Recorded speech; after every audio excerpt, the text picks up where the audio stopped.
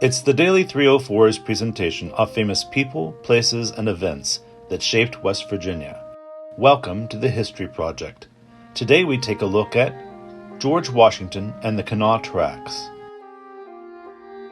George Washington's home, Mount Vernon, is arguably Virginia's most famous landmark, but few realize that land in West Virginia made up a large part of the first president's overall estate. When the Virginias were one colony, Washington was a surveyor and explorer. It was only after Lord Fairfax rewarded him for his work, with hundreds of acres of land and water now West Virginia's Jefferson and Morgan counties, that Washington realized a zeal for acquiring property and how it dovetailed perfectly with his non-military career.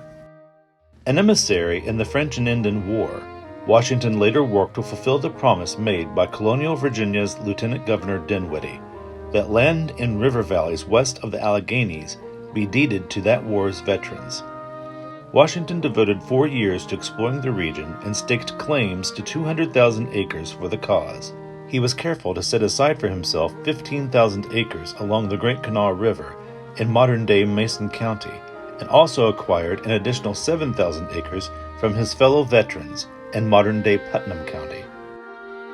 Next, Washington claimed 4 tracts of property from his land agent, William Crawford, totaling 9,000 acres along the Ohio and Little Kanawha rivers in current Wood and Jackson counties. And for his service in the Revolutionary War, Governor Benjamin Harrison deeded him 5,000 acres of land on both sides of the Great Kanawha River in today's Kanawha County. However, Washington failed to sell the Kanawha Tracts, as few who could afford them wanted to live in what was then the wilderness. The land passed on to his nephews and nieces, who were able to reap the rewards he sought.